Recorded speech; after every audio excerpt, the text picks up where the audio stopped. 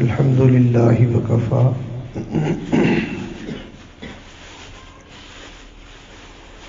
وسلام على عباده الذين اصطفى أما بعد أعوذ بالله من الشيطان الرجيم بسم الله الرحمن الرحيم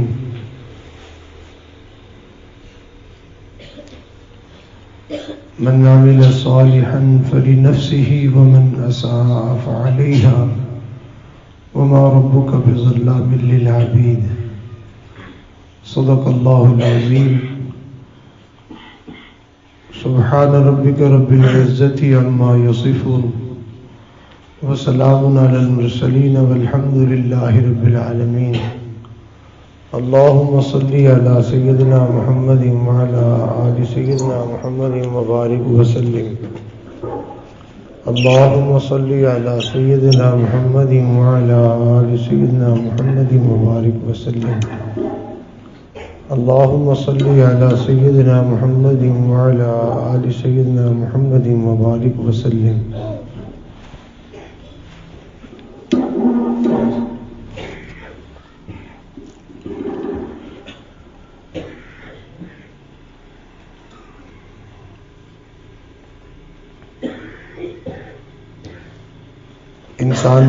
انسان زندگی میں جو بھی کوئی اچھا یا برا عمل کرے اس کو صلہ اور اس کا بدلہ ضرور ملتا ہے.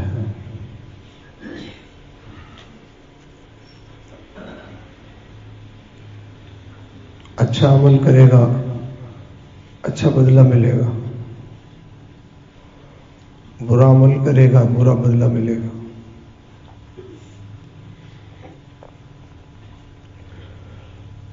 ایسے ہی ہے جیسے کوئی آدمی کھانے میں کوئی چیز اچھی کھائے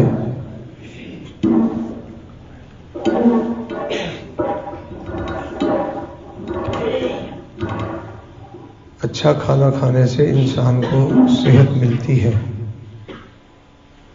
اور بری چیز کھانے سے انسان کو بیماری ہوتی ہے. وہ گندی چیز کھائی ہے تو اس سے صحت خراب ہوتی ہے، پکی بات ہے.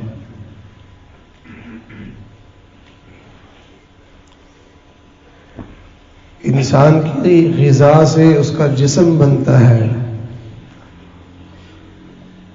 غذا سے کھانے پینے کی جو چیزیں ہیں، غذا سے انسان کا جسم بنتا ہے اور انسان کے اعمال سے اس کی زندگی کے حالات بنتے ہیں.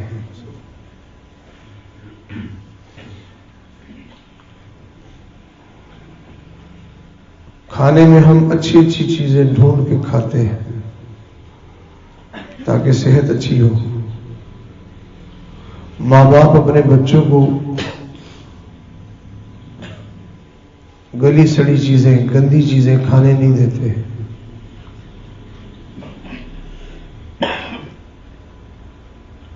کہتے ہیں بیمار ہو جاؤ گے، تمہاری صحت خراب ہو جائے گی. جیسے گلی سڑی چیزیں کھانے سے صحت خراب ہو جاتی ہے، ایسے ہی گلے سڑے اعمال کرنے سے انسان کی زندگی خراب ہو جاتی ہے.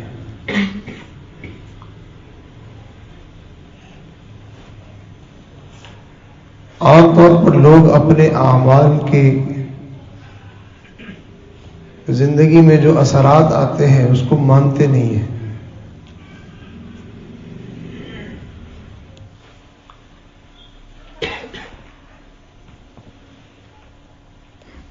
انسان مانے یا نہ مانے، اللہ تعالیٰ کا قرآن یہی بتاتا ہے کہ تمہاری زندگی کے حالات اچھے ہوں گے تمہارے اچھے اعمال کی وجہ سے، اور تمہاری زندگی کے حالات برے ہوں گے تمہارے برے اعمال کی وجہ سے.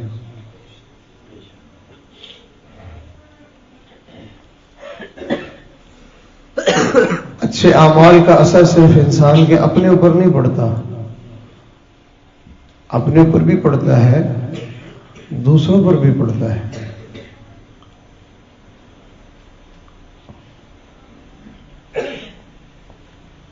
برے اعمال کا برا اثر صرف اپنے اوپر نہیں پڑتا، اپنی زندگی بھی برباد ہوتی ہے، دوسروں کی بھی زندگی برباد ہوتی ہے۔ چوری کرنا اچھا ہے برا ہے؟ تو چوری کرنے کی وجہ سے صرف چور ہی تو ذلیل نہیں ہوتا، ساتھ دوسروں کو بھی تو پریشانی ہوتی ہے، جن کا جینا اس نے حرام کر دیا ہے۔ جھوٹ بولنے سے انسان صرف خود بے اعتبارہ نہیں ہوتا کہ جس کسی کو پتہ چلے گا کہ یہ جھوٹا آدمی ہے، اس کی بات پہ کون یقین کرے گا؟ جب اس کی بات پہ یقین ہی کسی کو نہیں ہے تو ہر جگہ وہ پریشان ہوتا پھرے گا۔ اپنے باپ سے کہے تو وہ کہے گا مجھے تو تیرے پر یقین نہیں، اپنے بھائی سے کہے مجھے تیرے پر یقین نہیں، محلے میں جائے تو وہ کہتے ہیں تیرے پر یقین نہیں۔ ایک وقت تھا کہ کسی کو کسی چیز کی ضرورت پڑتی تھی تو اس کو اس چیز کے لینے کی وجہ سے پریشان نہیں ہونا پڑتا تھا، لوگ اعتبار کر کے دے دیتے تھے۔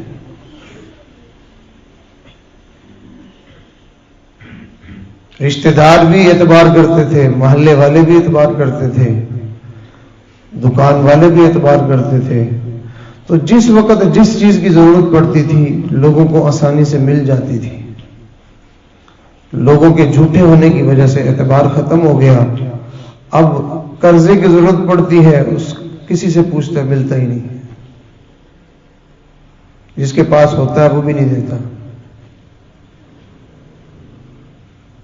تو پریشانی اپنے آپ کے لیے کی۔ تو گناہوں کی وجہ سے انسان کی زندگی مشکل ہو جاتی ہے۔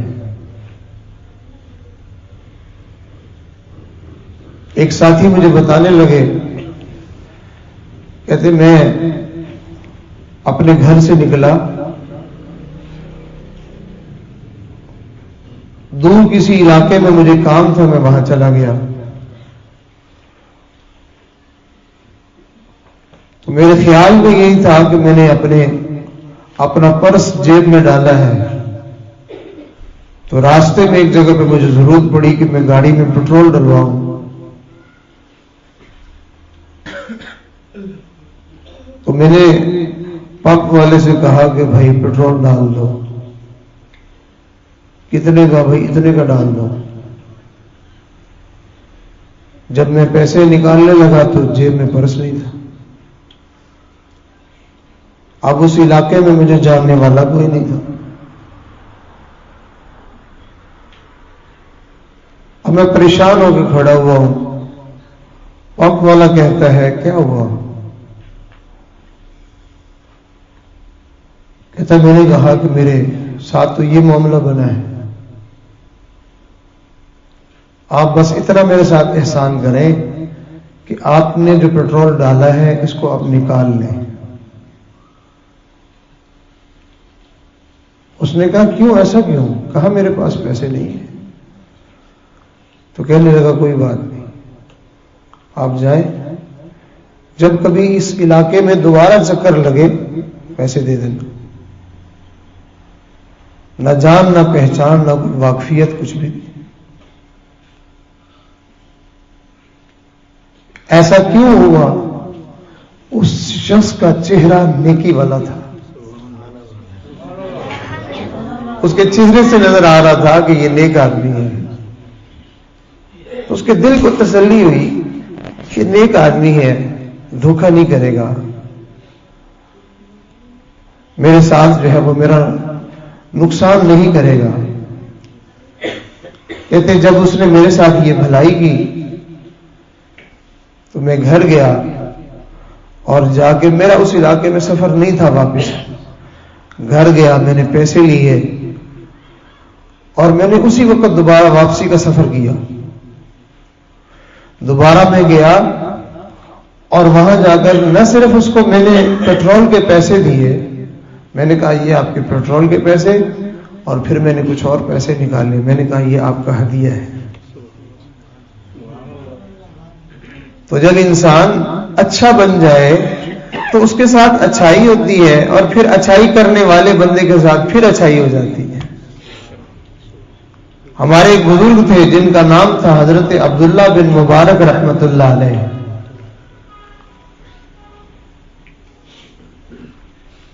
انہوں نے ایک دوست سے لکھنے کے لیے قلم لیا۔ اب جب قلم لے کے لکھ لیا، خیال نہ رہا، لکھا اور اس قلم کو اپنے سامان میں رکھ لیا، بے دھیانی میں، بے خیالی میں ایسا ہو گیا۔ اب وہ قلم رکھ لیا، سفر سامان اکٹھا ہو گیا، سفر پہ چل پڑے۔ اس زمانے میں سفر جو ہے وہ اونٹوں پہ، گھوڑوں پہ ہوتا تھا۔ سفر جب شروع کر دیا تو آپ یہاں ایسے سمجھے کہ جیسے انہوں نے یہاں سے لے کے کراچی تک کا سفر کر لیا تھا اونٹ گھوڑے کے اوپر۔ وہاں جب گئے تو وہاں سامان کسی ضرورت کے لیے کھولا، دیکھا تو اس سامان میں تو قلم موجود ہے۔ اوہو، یہ قلم تو فلانے بندے کا تھا، یہ میرے ساتھ آ گیا۔ وہاں سے دوبارہ سفر کیا، دوبارہ سفر کر کے آ کے واپس انہوں نے اس کو قلم واپس کیا کہ بھائی یہ تیرا قلم میرے پاس رہ گیا تھا۔ اچھے لوگوں کی زندگی ایسی ہوتی ہے۔ آپ بتائیے کہ جس بندے نے قلم واپس کرنے کے لیے اتنا لمبا سفر کیا ہے، اگر کل کو زندگی میں اس کو کسی چیز کی ضرورت پڑ جائے گی، لوگ اس کو دیتے ہوئے ڈریں گے؟ اعتبار ہو گیا نا، کیسا اچھا آدمی ہے۔ تو جو آدمی اپنی زندگی کو نیکی والا بنا لے، اللہ تعالیٰ اس بندے کی زندگی کو آسان بنا دیتے ہیں۔ ایک بزرگ کا واقعہ لکھا، کہا کہ وہ کسی علاقے میں گئے، وہاں ان کو پیسوں کی ضرورت پڑ گئی۔ اب ان کے پاس پیسے نہیں تھے، وہاں کوئی جاننے والا نہیں تھا، وہاں کوئی واقف نہیں تھا۔ یہ واقعہ بڑا دلچسپ اور بڑا سچا واقعہ ہے۔ تو جب وہاں پہنچے، پیسوں کی ضرورت نہیں ہے، ضرورت ہے تو ملتے نہیں ہے۔ ایک بندے سے ملے، کہا کہ بھائی مجھے کچھ پیسوں کی ضرورت ہے، اگر آپ مجھے دے دیں تو۔ اس نے کہا میں تو آپ کو جانتا نہیں۔ کہا میں مسافر ہوں، آپ مجھے کیا جانیں گے؟ اس نے کہا پیسے تو میں آپ کو دے دوں، لیکن کوئی ضامن تو ہو نا، ایسے کیسے میں آپ کے کہنے پہ پیسے اجنبی بندے کو پیسے دے دوں؟ تو کہنے لگے میرا کوئی واقف ہوتا تو پیسے میں اس سے لے لیتا، پھر میں نے تیرے سے تھوڑی لینے تھے، میرا واقف ہی تو کوئی نہیں ہے یہاں۔ تو اس نے کہا کہ پھر کیسے جو ہے وہ ضمانت کیسے ہوگی جب آپ کا جاننے والا بھی کوئی نہیں ہے؟ وہ کہتے ہیں تیرا اور میرا ضامن اللہ ہے، تیرا اور میرا ضامن اللہ ہے۔ جب اس بندے نے اللہ کا نام سنا، اس نے بغیر کسی بات کیے فوراً پیسے نکال کے دے دیے کہ میرا اور تیرا ضامن اللہ ہے، تو نے اللہ کو ضامن بنا دیا ہے، اب میں جانوں اور میرا اللہ جانے۔ اب اس نے پیسے دے دیے، یہ چلا گیا، وعدہ ہو گیا کہ بھئی فلاں دن آپ مجھے یہ پیسے واپس کر دینا۔ یہ اپنے علاقے میں چلے گئے۔ اللہ کی شان کہ جب انہوں نے واپس وہ پیسے دینے تھے، اس وقت پورے علاقے میں سیلاب آیا ہوا تھا، ہر طرف پانی پانی ہے، اور کوئی سمجھ میں نہیں آ رہی کوئی بات، اس کے وہاں جانے کا کوئی انتظام سمجھ نہیں آ رہا۔ دل میں سوچا کہ وعدہ پورا کرنا ہے، اور میں نے ضامن بھی اللہ کو بنایا ہے، میں اپنے اللہ کے سامنے شرمندہ نہیں ہونا چاہتا کہ تو نے میرا نام غلط استعمال کیا تھا۔ اللہ تعالیٰ کہیں مجھ سے پوچھے کہ میرے بندے کہ تو نے میرے نام پہ تو نے میرے بندے کو دھوکہ دے دیا تھا۔ تو چنانچہ اب وہ سوچنے لگ گیا کہ میں کیا کروں، پیسے تو واپس کرنے ہیں۔ اس کے گھر میں ایک بڑی ساری لکڑی پڑی ہوئی تھی، اس لکڑی کے اندر اس نے سوراخ کیا، سوراخ کر کے पैसे जो है वो एक प्लास्टिक वाली जैसी कोई चीज होती है, इस तरह से किसी चीज के अंदर उसको लपेट के उस लकड़ी के अंदर बंद कर दिए और बाहर से उसको लकड़ी को बंद कर दिया ताकि अंदर पानी भी ना जा सके। और उसके अंदर उसने एक रुका लिखा और उसमें लिखा कि मैं फलां आदमी हूं, फलां मौके पर आपसे मैंने पैसे लिए थे और तेरा मेरा जामिन अल्लाह है, तो लिहाजा मैं ये पैसे आपको अपनी पूरी वक्त के पर वापस कर रहा हूं और चूंकि सैलाब है मैं आप तक पहुंच नहीं सकता, तो लिहाजा मैं इस लकड़ी में ये पैसे डाल के अल्लाह के सुपुर्द करके मैं तेरी तरफ भेज रहा हूं। और ये लकड़ी लेकर गया और घर के करीब में ही दरिया था, इसने वो लकड़ी जाके दरिया में डाल दी। लकड़ी दरिया में डाल के वापस आ गया और उधर से अल्लाह की शान देखें कि वो बंदा जिसने कर्जा लेना था वो जंगल में किसी वक्त में जंगल में लकड़ियां काटने के लिए गया हुआ था। इतने में उसने देखा कि एक लकड़ी पड़ी हुई है जो खुश्क भी नजर आ रही है, कटी हुई पुरानी लकड़ी पड़ी है, तो क्यों ना मैं दरख्तों से काटता फिर रहा हूं, कटी हुई लकड़ी मुझे मिल रही है। उसने उस लकड़ी को उठा लिया, घर ले गया। अब उसको काट कर अपने घर वालों को उसने चूल्हे में डालने के लिए पेश करनी थी। जब उस लकड़ी को उसने काटा तो देखा अंदर से कोई चीज निकली, उसको खोल कर देखा तो उसके जो है वो पैसे उसमें मौजूद हैं और साथ एक रुका लिखा हुआ है और कहा है कि तेरा और मेरा जामिन अल्लाह है और मैं अल्लाह के सुपुर्द करके ये चीज तुम्हारे पास भेज रहा हूं। आज लोगों ने अल्लाह के साथ मामला जो है वो मामला अपना करना छोड़ दिया है। आज हम अल्लाह के साथ धोखे करते हैं। लोग तो अल्लाह के घर में झूठी कस्में खाते हैं, लोग अल्लाह के कुरान पे झूठी कस्में खा जाते हैं, लोग अल्लाह के नाम पे लोगों को धोखा दे जाते हैं। जब लोगों ने अल्लाह के साथ ये बर्ताव शुरू कर दिया, अल्लाह की नाफरमानी शुरू कर दी, तो अल्लाह ताला ने भी लोगों के लिए जिंदगी के अंदर मुश्किल और मसाइल को ऐसा खड़ा कर दिया कि इंसान के लिए जीना मुश्किल हो गया है। और ये बात अल्लाह ताला ने खुद कुरान मजीद में फरमाई है कि अगर तुम हमारे हुक्मों के मुताबिक जिंदगी नहीं गुजारोगे, यानी तुम सच नहीं बोलोगे, तुम्हारे अंदर हया नहीं होगी, तुम्हारे अंदर अमानतदारी नहीं होगी, तुम्हारे अंदर दूसरों की हमदर्दी और खैरखाही नहीं होगी, तुम जो है वो दूसरों की चीजों की हिफाजत की बजाय तुम चोर बन जाओगे, तुम डाकू बन जाओगे, तुम धोखेबाज बन जाओगे। ये जो हमने अहकामात दिए हैं तुम जब उनका ख्याल नहीं करोगे तो अल्लाह ताला कुरान में इरशाद फरमाते हैं जब तुम हमारे हुक्मों से मुंह मोड़ लोगे, याद रखना फिर हम तुम्हारा जीना हराम कर देंगे। वमन अरद अन ज़िक्री वमन अरद अन ज़िक्री फ़इन्न लहू मईशतन ज़ंका। जिसने एराज किया, मुंह मोड़ा, अन जिक्री, ये जिक्र का लफ्ज कई जगहों पे मुख्तलिफ माना में इस्तेमाल होता है। यहां जिक्र से मुराद अल्लाह का कुरान है। जिसने मुंह मोड़ा कुरान से, और कुरान में क्या है? कुरान में अल्लाह के अहकामात है। फरमाया जिसने अल्लाह के हुक्मों से मुंह मोड़ा, अल्लाह के हुक्म के मुताबिक उसने जिंदगी न गुजारी, अल्लाह फरमाते हैं मईशतन ज़ंका, हम उसका जीना तंग कर देंगे। वो किसी के सामने मुंह दिखाने जोगा नहीं रहेगा, वो किसी के साथ मामला करना जोगा नहीं रहेगा। बहन को भाई पे एतबार नहीं आता, भाई को अपनी बहन पे एतबार नहीं आता, बेटे के ऊपर बाप को एतबार नहीं आता, मियां बीवी को एक दूसरे के ऊपर एतबार नहीं आता, पड़ोसी को पड़ोसी पे एतबार नहीं आता, दोस्त वैसे कहने को दोस्त बना हुआ है लेकिन एक दूसरे से अपने मामलात को छुपाता फिरता है, किसी के ऊपर कोई एतबार नहीं है। ये सारा बेदीनी का नतीजा है, ये सारा अल्लाह की नाफरमानी का नतीजा है।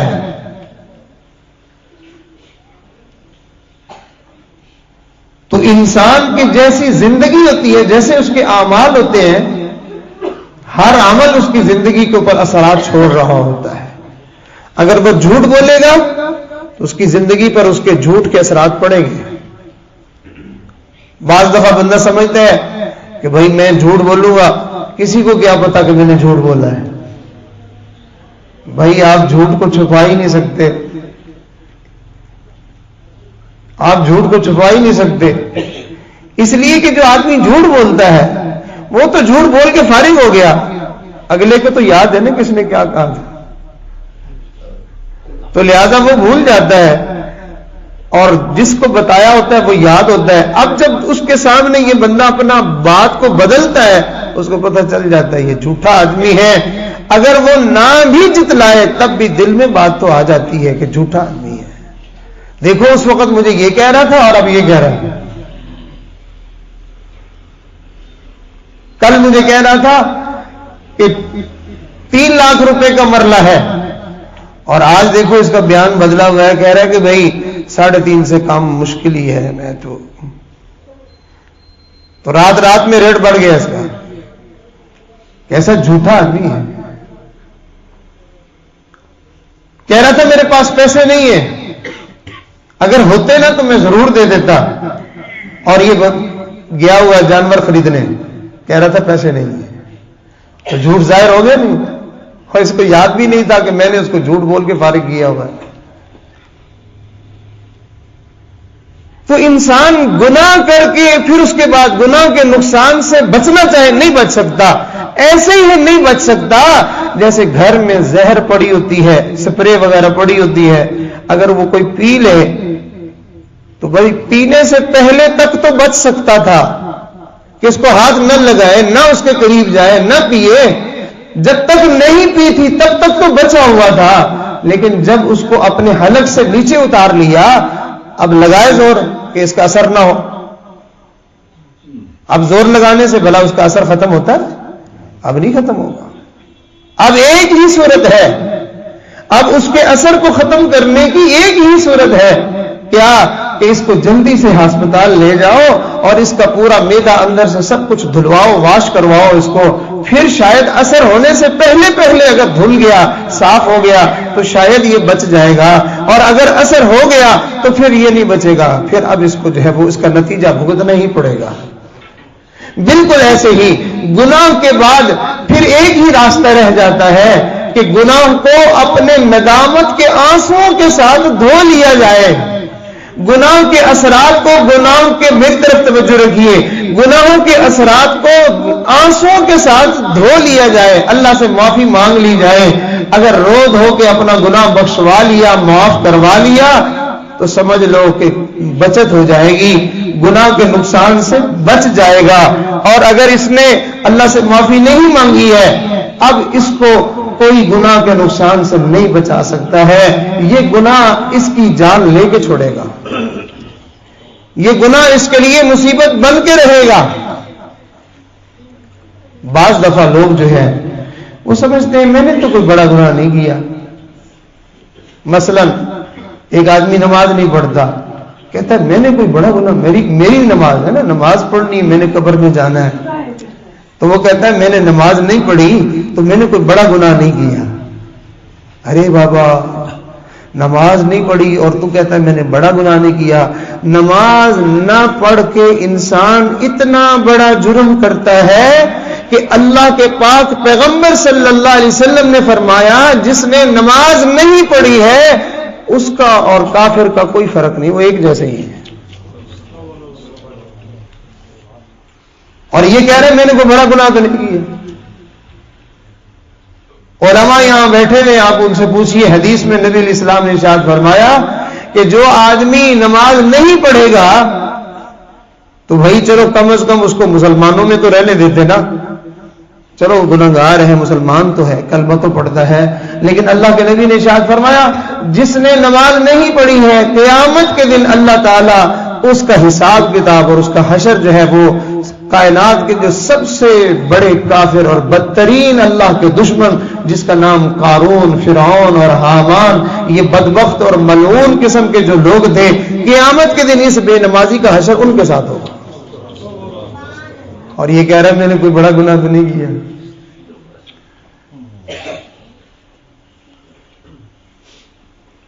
ہم गुनाह करके उसको छोटा समझते हैं।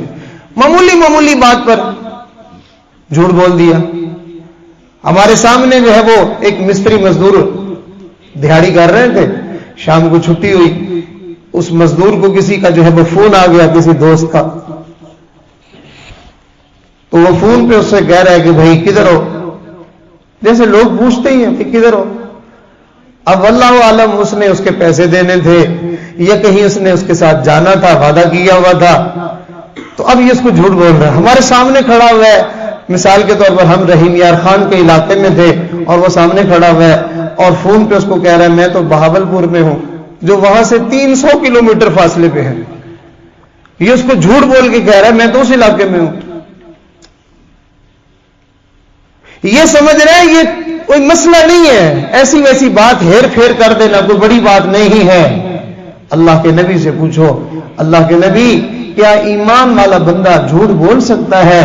मेरे आका ने 3 मर्तबा इरशाद फरमाया हरगिज नहीं, हरगिज नहीं, हरगिज नहीं, ईमान वाला बंदा कभी झूठ नहीं बोल सकता है। और दूसरी जगह इरशाद फरमाया ईमान और झूठ एक जगह जमा हो ही नहीं सकते, या ईमान होगा या झूठ होगा। अगर झूठ बोलेगा तो ईमान नहीं रहेगा और अगर ईमान होगा तो फिर वो झूठ नहीं बोलेगा। हमारा ईमान इतना डाढ़ा है, इतना तगड़ा है, झूठ पे झूठ, झूठ पे झूठ, और ईमान हिलने का नाम ही नहीं लेता। ऐसे जैसे ईमान को कीलें लगाई हुई हैं हमने। तो मेरे अजीजों, हमें जो मार पड़ रही है ये गुनाहों की वजह से पड़ रही है। मां अपने बेटे को कहती है बेटा सब्जी ले आओ, ये पैसे लो और सब्जी ले आओ, और वो है कि सुनता नहीं है, टीवी देखने में मसरूफ है, अपना मोबाइल चलाने में मसरूफ है, अपने बातों में मसरूफ है, नहीं सुनता। 1 दफा भी, 2 दफा भी, 3 दफा भी, दोबारा मां ने किसी और का काम का कह दिया, फिर नहीं सुनता। अब ये कुछ देर के बाद आ जाए और कहे अम्मी मुझे रोटी दो, वो कहेगी दफा हो जाए यहां से, तुझे मैंने कहा था ना सब्जी लेके आओ फलां का। उस वक्त तो नहीं सुन रहा था। क्या अब ये मां नहीं है इसकी? इसके दिल में अब मोहब्बत नहीं है क्या? शफकत नहीं है क्या? सब कुछ मौजूद है, लेकिन इसकी इस नालायकी की वजह से मां इसको सजा दे रही है, इसको तंबीह कर रही है, ताकि इसको एहसास हो जाए आइंदा ऐसा ना करे। बिल्कुल ऐसे ही जब इंसान अल्लाह ताला के हुक्मों पर कान बंद कर ले और ढीठ बन जाए और दीन की बात को तरफ तवज्जो ही न करे, फिर मजबूरी में, फिर परेशानी में, फिर दुख में, फिर मुसीबत में आके अल्लाह से कहे या अल्लाह, तो अल्लाह कहते हैं जाओ दफा हो जाए। फिर हम पता क्या कहते हैं, और सही बड़ी दुआओं की तियां सुनता ही नहीं। तो भाई जब आपको अल्लाह ताला कह रहे थे तब आप भी तो नहीं सुन रहे थे। हम भी तो अल्लाह की नहीं सुनते हैं। मस्जिद में अल्लाह के घर से आवाज आती है लोगों इधर आ जाओ, तुम्हारे कर्जे, तुम्हारी बीमारियां, तुम्हारी परेशानियां, तुम्हारी मुश्किलें, तुम्हारे मसाइल आ जाओ मेरे घर में हल करो। अल्लाह हमें अपने घर बुलाता है और हम परली तरफ मुंह करके चले जाते हैं। ऐसे लगता है जैसे आजान हमारे लिए तो है ही नहीं, है किसी और कौम के लिए है। आजकल लोगों के ज़हन में ये बात है कि अजान देना मौलवियों का काम है और मस्जिद में जाना फारिग लोगों का काम है। ये फारिग लोग हैं, वेले हैं, बस इन्होंने अजानें देनी होती हैं और इन्होंने मस्जिद में जाना होता है। आप किसी को कहो ना कि भाई मस्जिद आ जाओ, कहता है सही मैं फारिग को नहीं। तो भाई जब अल्लाह ताला से आप मांगेंगे तो अल्लाह ताला भी आपको नहीं देंगे। जो अल्लाह की नहीं सुनता, अल्लाह ताला उसकी दुआओं को नहीं सुनते हैं। जो अल्लाह की नहीं मानता, अल्लाह ताला उस बंदे की मदद नहीं करते हैं। यह ना समझ आने वाली कौन सी बात है। एक घर में जो है वो कोई मामला पेश आ जाए, आपके दोस्त को कोई काम पड़ जाए, कोई जरूरत पड़ जाए, वो आपको बुलाए, आप न जाएं उसके बुलाने पर, कल आप बुलाएंगे वो भी नहीं आएगा। हमारा हाल यह है, हमें खाने से प्यार है, हमें पीने से प्यार है, हमें सोने से प्यार है, हमें अपने मतलब से प्यार है, अपने काम के लिए हम लोग कितने जो है वो خیال کرنے والے، کسی کو نیند آ گئی تو اس نے فون بھی بند کر دیا، نیند آ گئی، اس نے کمرے کا دروازہ بھی بند کر دیا، نیند آ گئی، اس نے دوستوں سے ملنا بھی بند کر دیا، سب کو کہتا میں سونے جا رہا ہوں، بھائی نیند آ رہی ہے مجھے، میں سونے جا رہا ہوں۔ تو اپنی نیند کا آپ نے اتنا خیال کیا کہ دوستوں کو بھی چھوڑ دیا، فون کو بھی چھوڑ دیا، آپ نے سب کو چھوڑ دیا، تو کیا اللہ کے لیے اگر آپ تھوڑی دیر چھوڑ کے بھئی میں اپنے اللہ کو منانے جا رہا ہوں، نہیں میرے پاس تو مہمان آئے ہوئے ہیں، میرے پاس تو دوست آئے ہوئے ہیں، ہماری نیند اتنی پیاری ہے، جتنا ہمیں نیند سے پیار ہے اتنا ہی پیار ہم اپنے اللہ سے کر لیتے ہیں۔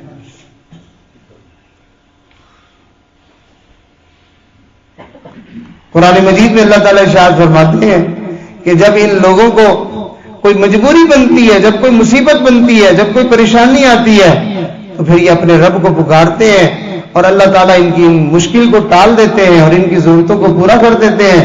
پھر اللہ تعالیٰ سے یہ ایسے ہو جاتے ہیں جیسے اللہ کو جانتے ہی نہیں ہیں۔ ہمیں سب کچھ اللہ دیتے ہیں، لیکن اللہ تعالیٰ کی دی ہوئی ہدایت اور اللہ تعالیٰ کا دیا ہوا دین اور اللہ کے احکامات ہم اس کو سنتے ہی نہیں۔ یہی وجہ ہے کہ بے دین لوگوں کی زندگی اتنی مشکل ہوتی ہے۔ آپ نے دیکھا ہوگا یہ جسم ہے، اس کے اندر ایک روح ہے، روح بس وہ ہوا کی مانند ہوتی ہے، روح جو ہے وہ ہوا کی مانند ہوتی ہے، ایسے بس نکل جاتی ہے۔ تو آپ جسم میں سے روح نکال دیں اور اس کی جگہ جو ہے وہ آپ اپنے طرف سے جو ہے وہ اس کے اندر ہوا بھر دیں، تو اس ہوا کے بھرنے سے کیا بندہ زندہ ہو جائے گا؟ بندہ نہیں زندہ ہوگا۔ جو روح اللہ نے ڈالی ہے اسی سے وہ زندہ ہوگا، ہوا سے زندہ نہیں ہوگا۔ جیسے اللہ کی بنائی ہوئی روح کے بغیر بندہ زندہ نہیں ہو سکتا، ایسے ہی اللہ تعالیٰ کے زندگی گزارنے کے جو طریقے اللہ نے بتائے ہیں اس کے بغیر ہم سکون سے زندگی گزار ہی نہیں سکتے ہیں۔ اللہ کا بنایا ہوا طریقہ کوئی نہیں بدل سکتا۔ اللہ کے طریقے کے مطابق اگر زندگی گزاریں گے تو ٹھیک رہے گا کام۔ موٹر سائیکل لیتے ہیں نا نوجوان بچے، تو انہوں نے ٹینکی کے اوپر لکھ کے لگایا ہوا ہوتا ہے اور ساتھ جو ہے وہ کاپی بھی دے دیتے ہیں کہ بھائی یہ مشین، یہ جو چیز آپ کے ہاتھ میں آئی ہے سواری، اس کو بنانے والوں کے اصول کے مطابق استعمال کریں۔ مثال کے طور پر انہوں نے تو موٹر سائیکل کی ٹینکی بنائی ہے کہ اس میں پیٹرول ڈالیں، اور آپ کہیں کہ میں ذرا دور جا رہا ہوں تو اس میں پانی ڈال دیتا ہوں، راستے میں مجھے پیاس لگے گی، پھر آپ موٹر سائیکل چلا کے لے جائیں، وہ نہیں چلے گی۔ ان کی مرضی، موٹر سائیکل آپ کی ہے لیکن کہنا ان کا ماننا پڑے گا۔ جہاں وہ کہہ رہے ہیں کہ یہاں پیٹرول ڈالو وہاں ڈالنا پڑے گا۔ موٹر سائیکل آپ کی ہے، انہوں نے کہا اس میں موبل آئل ڈالیں، فلاں جگہ فلانی ٹینکی میں جو موبل آئل ڈالیں آپ، تو آپ کہیں کہ موٹر سائیکل میری ہے، تمہاری مانتا پھر میں نے اتنے پیسے بھی لگائے ہیں، آپ بھی تمہارا کہنا مانو، میں نہیں ڈالتا، میرے پاس پیسے نہیں ہیں، تو نہ ڈالیں بھائی، تھوڑا چلے۔ ہمارے ایک ساتھی بتا رہے تھے، کہنے لگے یہی مجلس میں ہی بیٹھے ہوئے، کہنے لگے کہ ہم ایک دفعہ اپنا موٹر سائیکل مستری کے پاس لے گئے، تو اس کو ہم نے کہا کہ بھی ٹھیک کر دو اور اس میں جو ہے وہ موبائل ڈال دو۔ اس اللہ کے بندے نے کیا کیا کہ پیسے بھی لے لیے اور موبائل بھی نہیں ڈالا، اور کہنے لگا ٹھیک ہو گیا لے جاؤ۔ اب ہم اس کے اوپر چڑھے اور سفر شروع کر دیا، تھوڑی دیر کے بعد وہ بند ہو جائے، تھوڑی دیر کے بعد بند ہو جائے، ہمیں سمجھ میں نہ آئے کہ بھی کیا مسئلہ ہے اس کو۔ خیر کچھ جب تک اس کے گراریوں میں تیل تھا تب تک تو وہ چلتا رہا، آخر اس نے کتنا چلنا تھا، ایک جگہ پہ جا کے جب ہم نے اس کو پھر دوبارہ چلانے کی کوشش کی تو ایک دم سے کڑک کی آواز آئی اور اندر سے کوئی پرزہ ٹوٹ گیا۔ اب تو بس قصہ ختم ہو گیا، اوپر سے بارش اور ادھر سے لمبا سفر، اب ہم اس کو گھسیٹ کے لے کے جا رہے ہیں۔ یہاں سے میرے پیارے ایک بات آسان سے سمجھنے والی بات ہے کہ اس کے لیے موبائل ڈالنا بنانے والے نے مقرر کیا تھا کہ یہاں آپ کی جیب میں پیسے ہوں یا نہ ہوں، پیٹ میں ڈالنے کے لیے پیسے ہوں یا نہ ہوں، آپ کے پاس کچھ بھی نہ ہو، لیکن اس کی اس ٹینکی میں موبائل ڈالو گے تو یہ آپ کے ساتھ چلے گا، ورنہ یہ نہیں چلے گا، یہ ٹوٹ پھوٹ کا شکار ہو جائے گا، یہ نقصان ہو جائے گا۔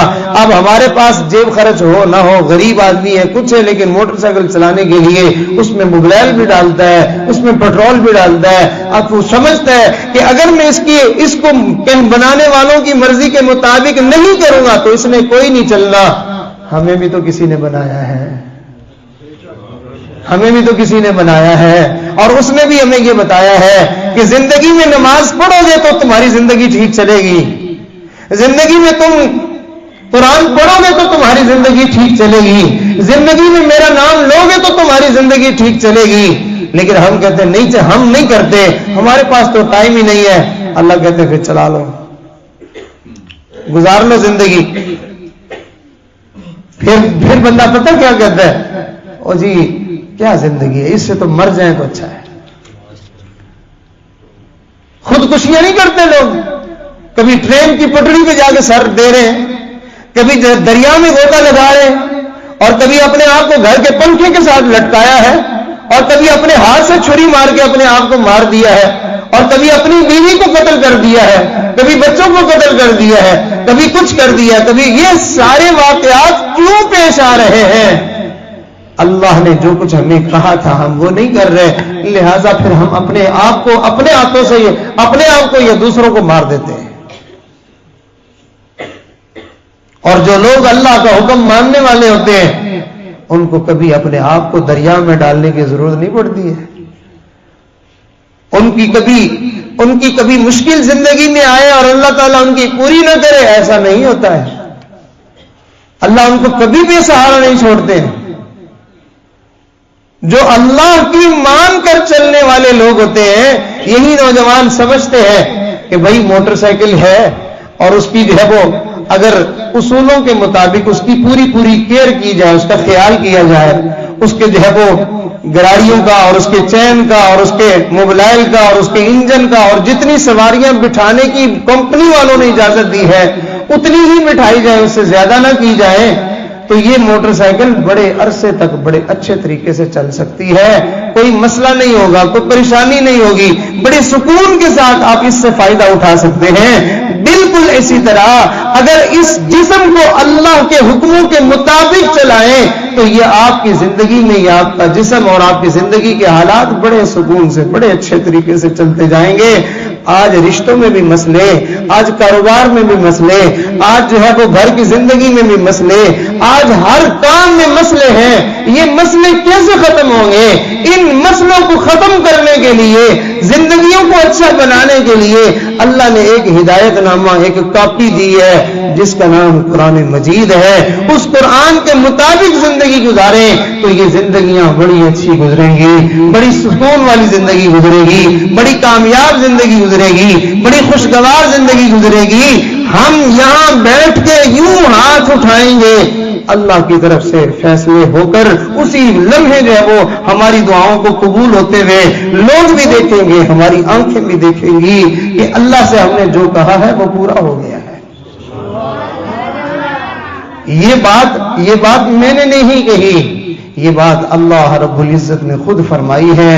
فرمایا اے نبی جی سنیے ذرا اس آیت مبارکہ کو، سارے ساتھی، خاص طور پر میرے نوجوان ساتھی جو ہے وہ اس آیت مبارکہ کو سنیں۔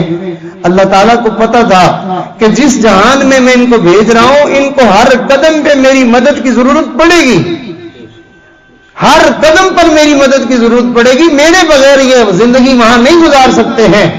تو اللہ تعالیٰ نے فرمایا نبی جی جب یہ لوگ آپ سے پوچھے نا کہ ہمارا رب کہاں ہے تو ان کو کہنا کہ تمہارا رب بالکل قریب ہے، تم جو کچھ پکارتے ہو وہ تمہاری پکار کا تمہیں جواب دیتا ہے۔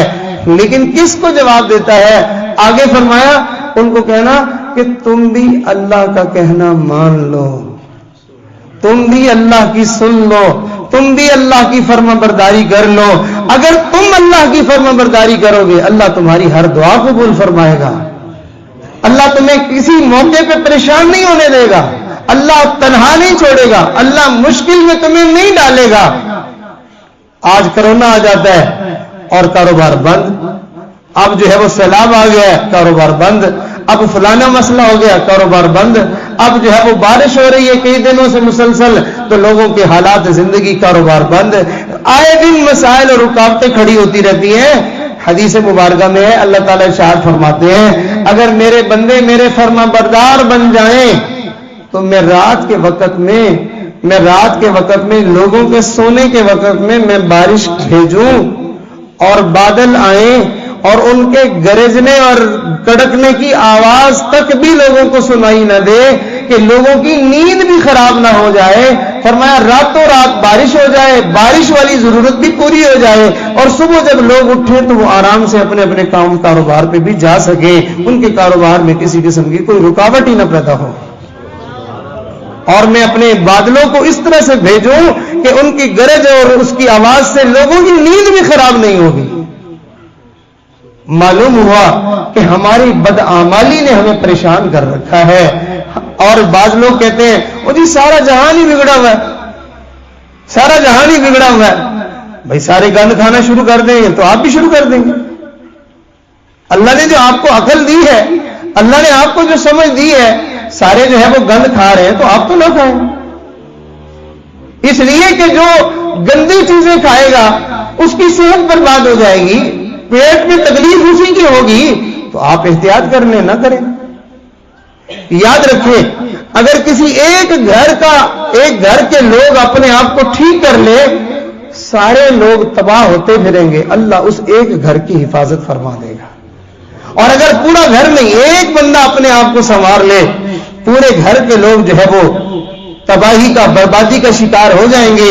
لیکن وہ ایک بندہ پورے گھر میں سے اللہ اس کو آسودگی دے دے گا، اللہ اس کو رحمت دے دے گا، اللہ اس کو برکت دے دے گا.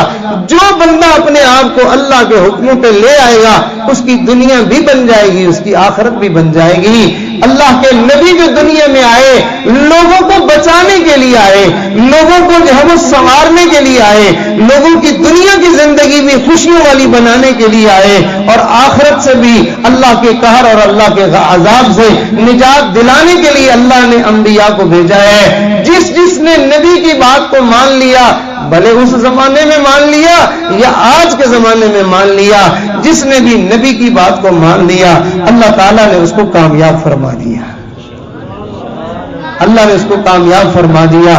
اور جو نہیں مانے گا وہ ہائے ہائے ہائے ہائے ہائے ہائے کرتا کرتا جیے گا اور ہائے ہائے کرتا مر جائے گا، اور قبر میں پھر ہائے ہائے کرتا رہے گا اور ہائے ہائے کرتا اٹھے گا، اور پھر ان کو پکڑ کے جہنم میں ڈال دیا جائے گا. تو ہمیں چاہیے ہم اپنے اوپر خدا ترسی کریں. آج ہمارے ہاں لڑائیاں ہوتی ہیں، کوئی بندہ کھڑا ہو جائے، ہمارے ہاں لڑائیاں جو ہوتی ہیں کوئی بندہ کھڑا ہو جائے، کوئی ایسا نظام بنا دے کہ کہیں کوئی لڑائی نہ ہو، ہم اس کو کتنا اچھا سمجھیں گے. ہمارے ہاں چوریاں ہوتی ہیں، کوئی بندہ کھڑا ہو جائے جو ایسا نظام بنا دے کہیں چوری نہ ہو، لوگ اس کو کتنا پسند کریں گے. ہمارے ہاں لوگ ایک دوسرے کو قتل کر دیتے ہیں، کوئی ایسا نظام بنا دے کہ کہیں پہ کوئی قتل نہ ہو، لوگ اس کو کتنا پسند کریں گے. ہمارے ہاں لوگ بھوکوں مر رہے ہیں، کوئی ایسا نظام بنا دے کہ لوگوں کے ہاں آسودگی ہو جائے، فراوانی ہو جائے، لوگ اس کو کتنا پسند کریں گے. ایسی کوئی ہستی، کوئی بندہ ایسا ہونا چاہیے نا.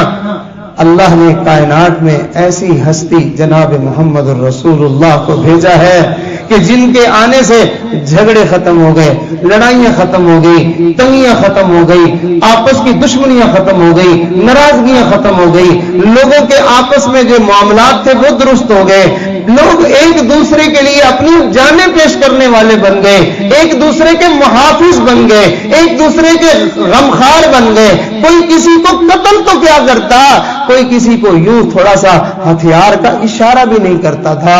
اس پہ بھی رسول اللہ صلی اللہ علیہ وسلم نے منع فرمایا اور اس پر بھی سختی فرمائی کہ کوئی مومن کسی کو جو ہے وہ ہتھیار دکھا بھی نہیں سکتا اس کو ڈرانے کے لیے. کوئی بندہ کسی کی چیز جو ہے وہ مذاق کے طور پر اٹھا کے چھپا لے، یہ بھی نہیں کر سکتا ہے. صحابہ فرماتے ہیں اگر ہم میں سے کسی کی چادر، کسی کا کمبل، کسی کی کوئی چیز اگر گر جاتی تھی تو وہ وہاں پڑی پڑی بوسیدہ تو ہو جاتی تھی، پرانی تو ہو جاتی تھی، لیکن کوئی بندہ اس کو ہاتھ نہیں لگاتا تھا۔ بکری اگر کسی کی گم ہو جاتی تو اس کو مالک تک اگر کوئی پہنچا سکتا تو پکڑ لیتا، ورنہ اس کو ہاتھ کوئی نہیں لگاتا تھا۔ مالک نے جہاں چھوڑی ہے وہ خود جا کے تلاش کرتا پھرے۔ اتنا امن، اتنا سکون، اتنی بہترین زندگی، چھوٹے بڑوں کا ادب کر رہے ہیں، بڑے چھوٹوں پر شفقت اور پیار کر رہے ہیں، غریب دوسرے غریبوں کی مدد کر رہے ہیں، امیر غریبوں کے لیے اپنے دسترخوان کشادہ کر رہے ہیں، ہر طرف آسانیاں ہی آسانیاں، اچھائیاں ہی اچھائیاں۔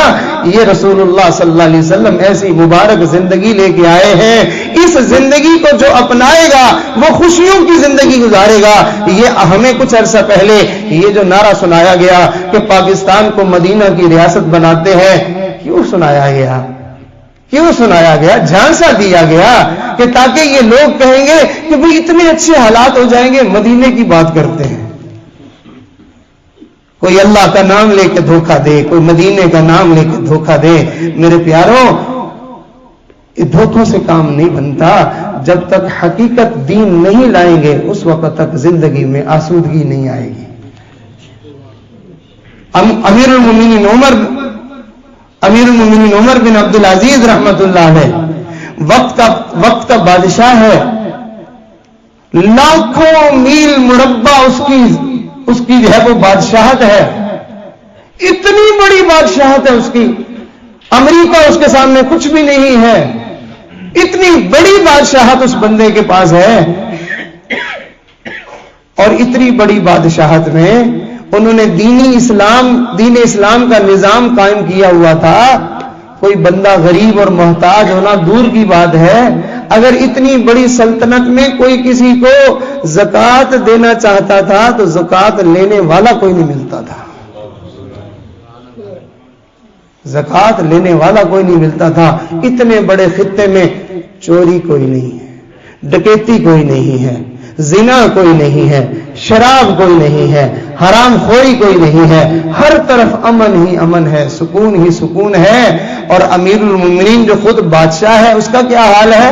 اس کا حال یہ ہے کہ گھر میں جو ہے وہ ایک عورت آتی ہے اور امیر المومنین کی بیوی سے آ کے باتیں کرتی ہے، کچھ دیر بیٹھی رہتی ہے اور بیٹھنے کے بعد پھر چلی جاتی ہے، اگلے دن پھر آ کے دوبارہ گھر میں بیٹھ جاتی ہے اور امیر المومنین کی بیوی سے کہتی ہے بہن کل جو تمہارے گھر میں یہاں مزدور لگا ہوا تھا نا اس کو ہٹا دو، وہ مزدوری کے لیے نہ آئے۔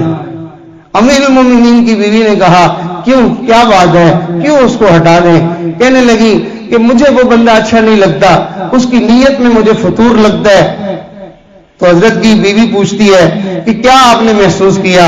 کہنے لگی میں کل دیکھ رہی تھی جتنی دیر میں آپ کے پاس بیٹھی رہی نا وہ مزدور جو ہے مزدوری بھی کر رہا تھا اور آتے جاتے پیار سے اور محبت سے آپ کی طرف دیکھ رہا تھا،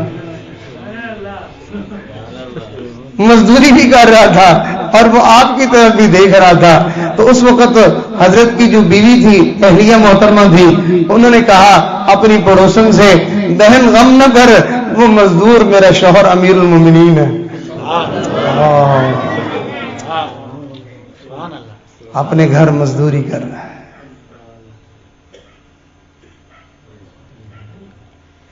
پورے خطے کا بادشاہ اور زکات لینے والا کوئی نہیں ملتا اور خود گھر کی دیوار بن رہی ہے، مزدوری خود کر رہا ہے۔ یہ دین ہے، یہ دین ہے۔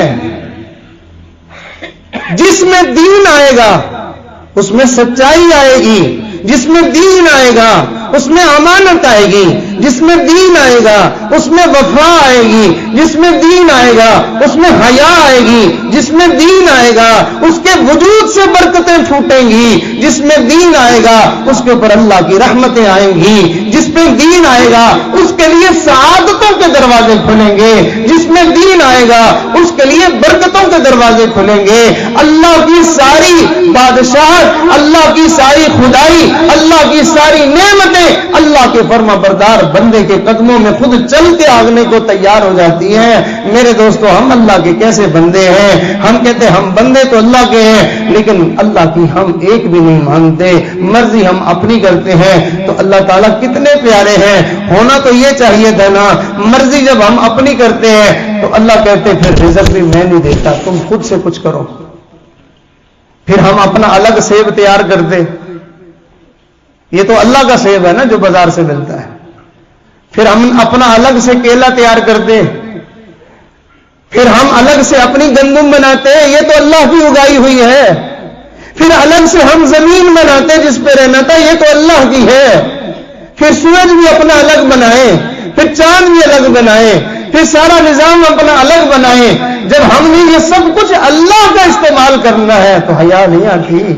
جسم بھی اسی کا، دھرتی بھی اسی کی، نظام بھی اسی کا، ساری نعمتیں بھی اسی کی، اور وہاں پہ دندناتا پھرتا ہے. جب جو ہے وہ تھپڑ پڑتا ہے تو پھر بھاگتا بھی اللہ کی طرف ہے. تو حیا بھی تو کوئی چیز ہوتی ہے. ایک نوجوان آیا، میں اس کی بات سنا کے اپنی بات کو مکمل کرتا ہوں. کہنے لگا حضرت صاحب مجھے کوئی راستہ بتائیں، میرا نا گناہ کرنے کو بڑا دل کرتا ہے، مجھے کوئی ترتیب بتائیں کہ میں جو ہے وہ گناہ کرتا رہوں اور نظام چلتا رہے. حضرت نے فرمایا ہاں ہاں ایک ترکیب ہے. کہنے لگا کیا؟ بڑا خوش ہو گیا کہ پیر صاحب بھی میری طرف کی بات کر رہے. نوجوان آ جاتے ہیں، کہتے ہیں حضرت صاحب میں علیحدگی میں ایک بات کرنی ہے. میں نے کہا کیا کرنی؟ کہتا جی وہ ایک لڑکی ہے تو اس کے ساتھ جو ہے نا میرا تعلق ہے، تو کوئی تویز بنا.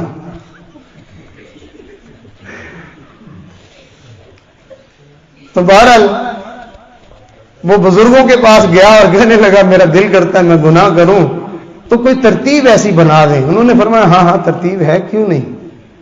کہنے لگا کیا؟ حضرت نے فرمایا تم اللہ تعالیٰ سے بائیکاٹ کر دو. تم کہو اللہ نہ میں تیری بات مانتا ہوں اور نہ میں نے تیرا دیا ہوا کھانا ہے، میں اپنا کھاؤں گا اور اپنی مرضی سے رہوں گا. تھوڑی دیر سوچا، کہنے لگا حضرت صاحب یہ کیسے ہوگا؟ فرمایا اچھا یوں نہیں ہو سکتا، چلو کوئی بات نہیں، پھر ایک اور ترتیب کر لو.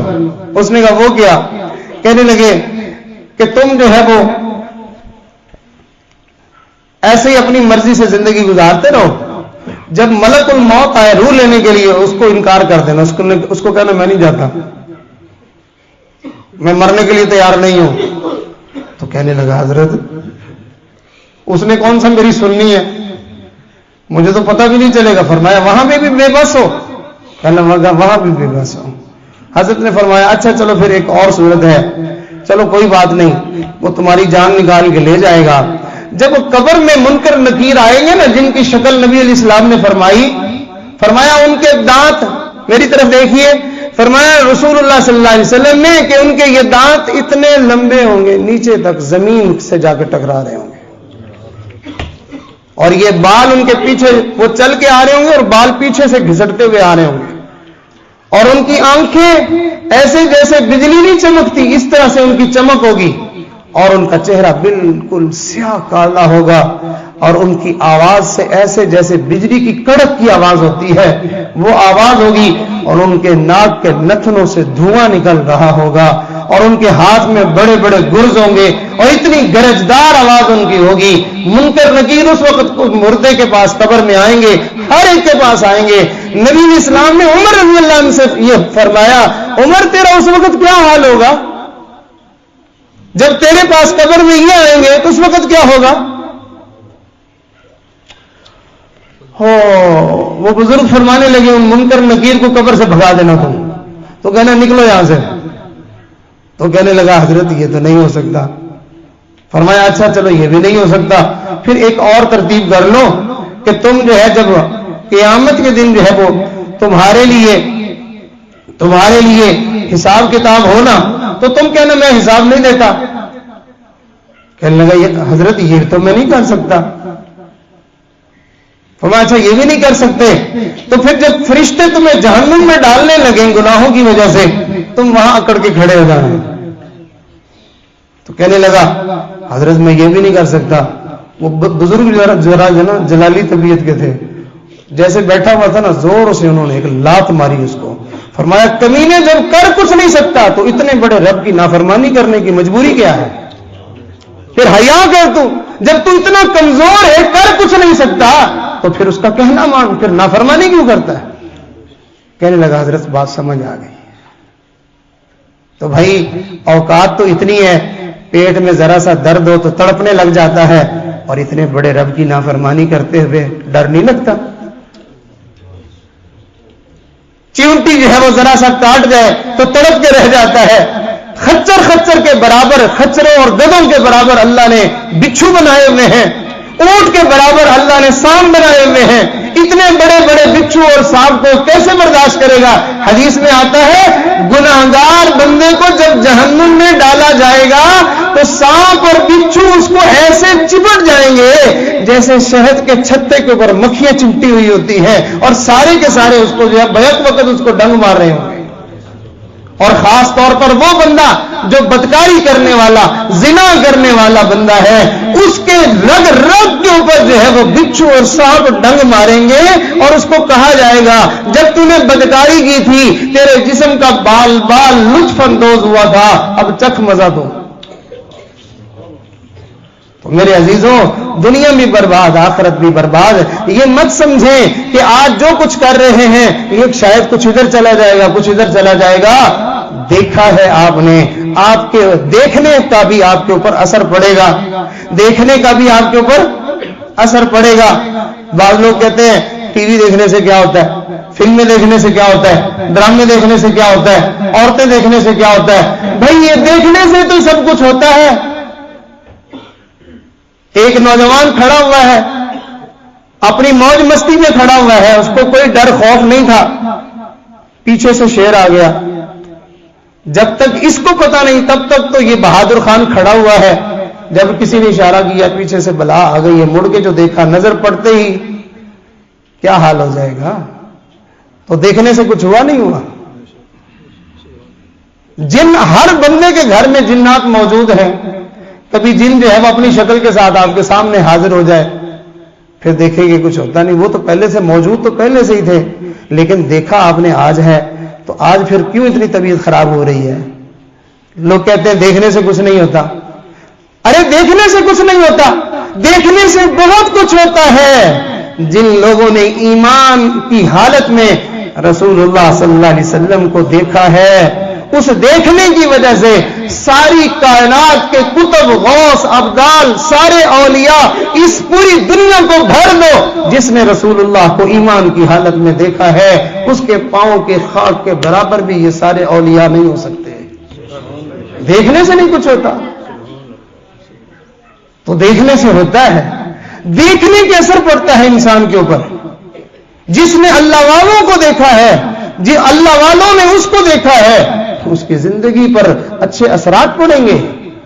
اور جس نے کسی ملعون کو, کسی گندے انسان کو دیکھا ہے, ہمارے ایک بزرگ تھے, وہ فرمایا کرتے تھے کہ آج کل ہماری بچیاں جو سکولوں میں پڑھنے کے لیے جاتی ہیں, معذرت کے ساتھ فرمایا کرتے تھے ہماری بچیاں چھوٹی چھوٹی 2.5-3 سال کی, 4 سال کی, 5 سال کی چھوٹی چھوٹی معصوم بچیاں جو سکولوں میں جاتی ہیں, فرمایا ان بچیوں کے بگڑنے کے لیے اتنا ہی کافی ہے کہ انہوں نے بچپن میں جو اپنی ٹیچر کو, اپنی میڈم کو جو انہوں نے دیکھا ہے, اس بچی کے بے حیا بننے کے لیے اتنا ہی کافی ہے.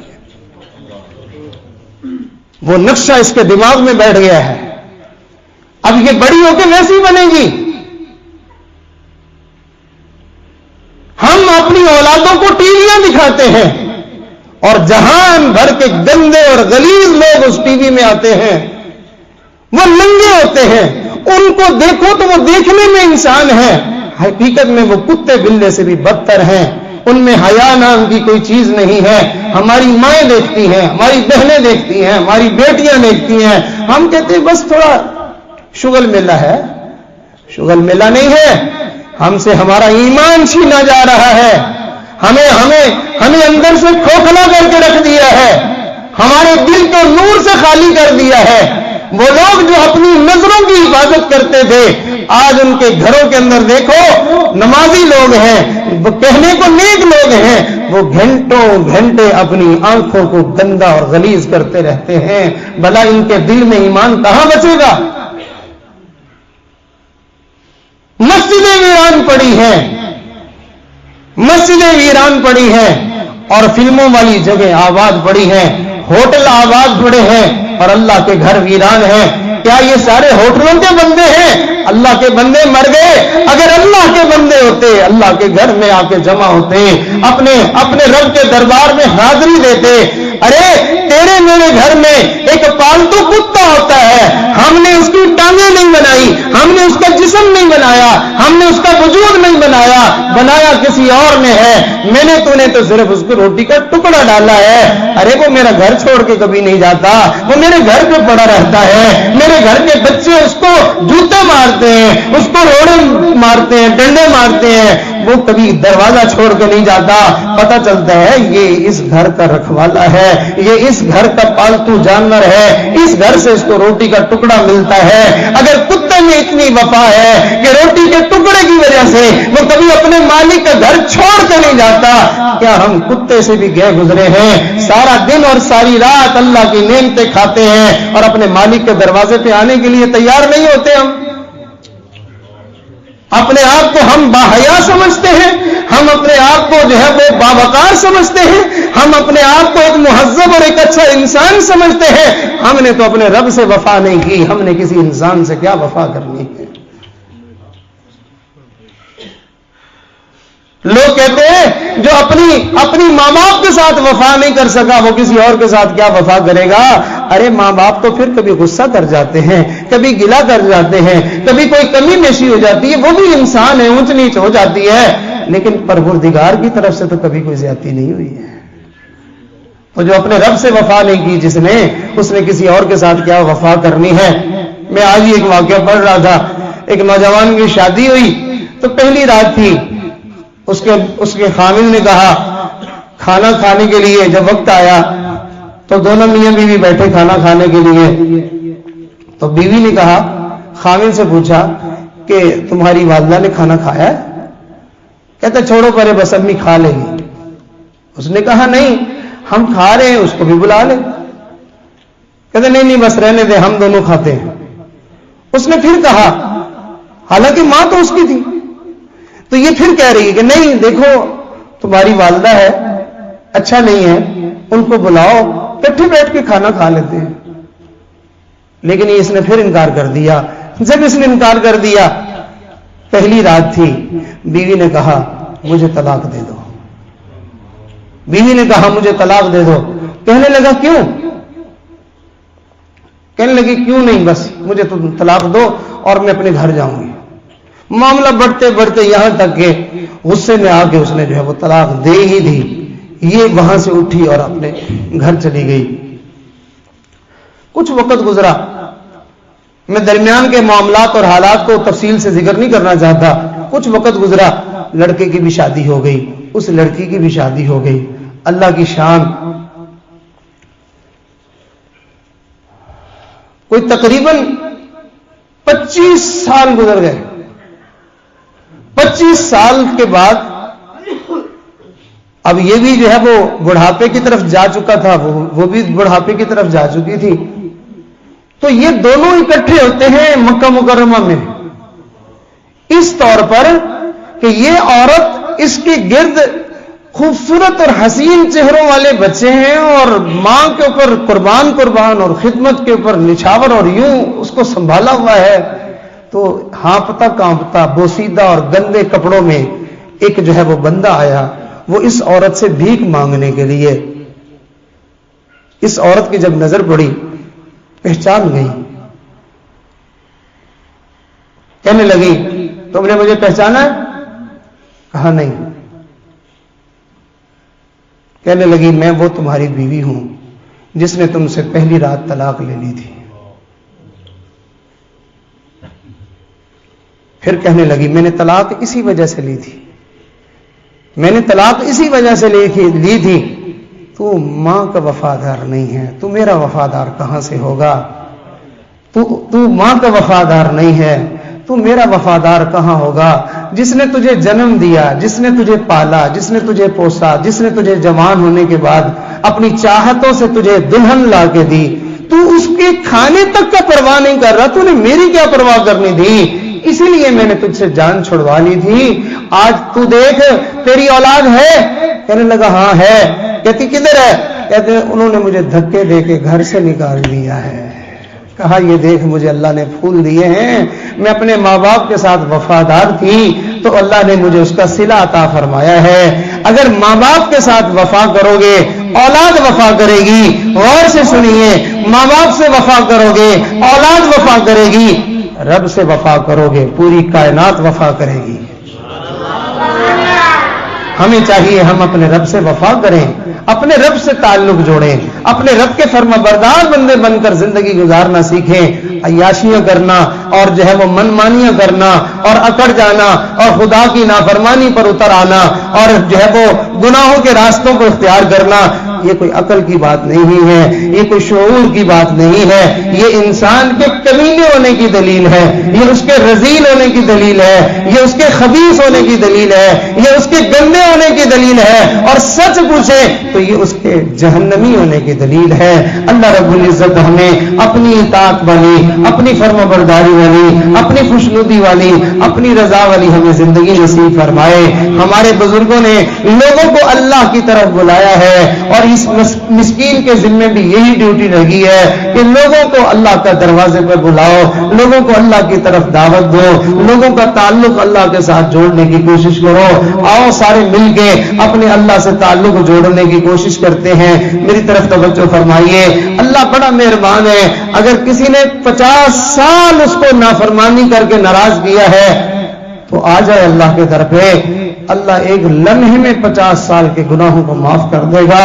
60 سال ناراض کیا ہے، 70 سال کیا ہے، 80 سال کیا ہے، آ جائے اپنے رب کے دروازے پہ معافی مانگے، ایک منٹ میں 70-80 سال کے گناہ بخش دے گا، معاف کر دے گا۔ یہ نہیں کہے گا کہ بھئی اب تو آیا ہے، اب تو تیری زندگی جو ہے وہ گزر گئی ہے۔ فرمایا موت سے پہلے پہلے جو آ جائے گا معاف کر دیں گے، فرشتے نظر آنے سے پہلے پہلے جو آ جائے گا معاف کر دیں گے۔ ابھی وقت ختم نہیں ہوا، ابھی موقع باقی ہے۔ آج مجھے آپ کو، ہم گناہوں میں لتھڑے ہوئے گندے لوگ تھے، اللہ کی رحمت گھیر کر اپنے دروازے پہ لے آئی ہے۔ سخی جو ہے وہ اپنے ڈیرے پہ جب بلائے، وہ فلانے کو بھی بلاؤ، فلانے کو بھی بلاؤ، فلانے کو بھی بلاؤ، جس کو بلایا ہوتا ہے اس کو یقین ہوتا ہے مجھے کھلائے گا بھی صحیح، مجھے پلائے گا بھی صحیح، اس نے مجھے اسی لیے بلایا ہے۔ آج ہمیں رب نے بلایا ہے، وہ ہمیں معاف کرے گا، وہ ہمیں بخش دے گا، وہ ہمیں رحمتیں دے گا، وہ ہمارے ساتھ درگزر کرے گا۔ اس نے ہمیں سزا دینے کے لیے اپنے گھر میں نہیں بلایا، بلکہ اس نے ہمیں معاف کرنے کے لیے اپنے دروازے پہ بلایا ہے۔ ہم آ گئے ہیں، گندی زندگی گزار کے آئے ہیں، گناہ کر کے آئے ہیں، نادم ہو جائیں، شرمسار ہو جائیں۔ وہ لے آیا ہے، اس نے بڑی مہربانی کی ہے۔ جب کسی کو لایا جائے تو معاف کرنے کے لیے ہی لایا جاتا ہے۔ اس لیے کسی نے کہا جسے چاہا در پہ بلا لیا، جسے چاہا در پہ بلا لیا، جسے چاہا اپنا بنا لیا۔ یہ بڑے کرم کے فیصلے، یہ بڑے نصیب کی بات ہے۔ ابھی موقع ہے، توبہ کر لیں، معافی مانگ لیں۔ جو توبہ کا موقع ہمیں دے رہا ہے وہ ہمارے نیک بننے میں ہماری مدد بھی کر دے گا، ہمیں سنورنے میں ہماری مدد کرے گا انشاءاللہ۔ تو ہمیں جو ہے وہ دنیا بھی سمجھ جائے گی، آخرت بھی سمجھ جائے گی۔ سارے دوست بھائی مل کے اللہ کی بارگاہ میں ہم توبہ کرتے ہیں، سارے توبہ کے لیے تیار ہیں بھائی انشاءاللہ۔ سچے دل سے اپنے رب سے معافی مانگیں کہ اے اللہ تو ہمیں معاف فرما دے۔ ہم اللہ کی بارگاہ میں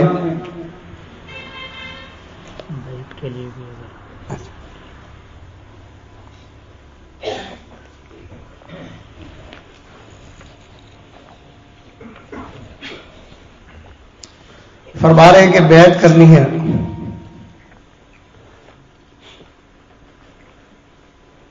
ایک پوری مریدی وہ ہے جو عام رواج چل رہا ہے، یہ پیری مریدی کی اصل شکل نہیں ہے. پیر صاحب ہیں گئے اور تھوڑا ذکر کیا واپس آ گئے، پیر صاحب ہیں گئے تعویذ لیا واپس آ گئے، دم کروایا واپس آ گئے، دعا کروائی واپس آ گئے. یہ پیری مریدی اصل شکل نہیں ہے. اصل کیا ہے کہ جیسے رسول اللہ صلی اللہ علیہ وسلم نے اپنے صحابہ کو زندگی گزارنے کا طریقہ سکھایا تھا، اللہ کا فرما بردار بننے کا طریقہ سکھایا تھا، آج نبی علیہ السلام کے نائبین اور وارثین دنیا میں آج بھی موجود ہیں کہ جن سے بندہ بیعت ہوتا ہے تو وہ پوری زندگی ان کو شریعت اور سنت کے مطابق سکھاتے ہیں کہ آپ یوں کر کے اللہ تعالیٰ کے ساتھ اپنا تعلق اور فرما برداری بنائیں. تو وہ ہر ایک کی اپنی اپنی ہمت ہے، جو جتنا سیکھ لے، جتنی کوشش کر لے، اور اگر زیادہ نہ سیکھ سکے تو کم از کم اس نے جو نیت کی ہے، اس نے جو تعلق جوڑا ہے اللہ کا نیک بندہ بننے کا، شاید اسی پر ہی اس کا کام بن جائے. شاید کہ میں اللہ میرے تعلق تو جوڑ لیا تھا، نیت تو کر لی تھی، میرا ارادہ تو تھا کہ میں ٹھیک ہو جاؤں. تو مجھے یہ مولانا فرما رہے ہیں کہ بیعت ہونا چاہتے ہیں کچھ ساتھی. یہ آپ کھڑے ہو جائیں، ادھر منہ کر آپ بھی کھڑے. ان بچوں کو آپ دیکھ رہے ہیں، یہ کالج اور یونیورسٹی کے بچے ہیں، کالج میں اور یونیورسٹی میں پڑھنے والے بچے ہیں. بیٹھ جاؤ. تو اللہ والوں سے تعلق جوڑنے کے بعد کالج اور یونیورسٹی انسان کو کچھ نہیں کہتا، جہاں بھی انسان چلا جائے اس کا تعلق اللہ سے جڑا رہتا ہے، نیکی والی زندگی انسان کو نصیب ہو جاتی ہے. تو اس لیے ہم میں سے ہر ایک کو اس بات کی ضرورت ہے کہ ہم اللہ کے نیک بندوں کے ساتھ تعلق بنائیں. یونیورسٹی میں پڑھنے والا نوجوان مجھے بتانے لگا کہ حضرت 3 مہینے گزر جاتے ہیں، بچے بچیاں ہم اکٹھے اسلام آباد یونیورسٹی میں ہم پڑھتے ہیں، 3 مہینے گزر جاتے ہیں، ایک دفعہ بھی یہ نظر کسی لڑکی کے اوپر نہیں پڑتی ہے. اور مجھے بتا رہا تھا کہنے لگا کئی مہینے تہجد قضا نہیں ہوتی ہے.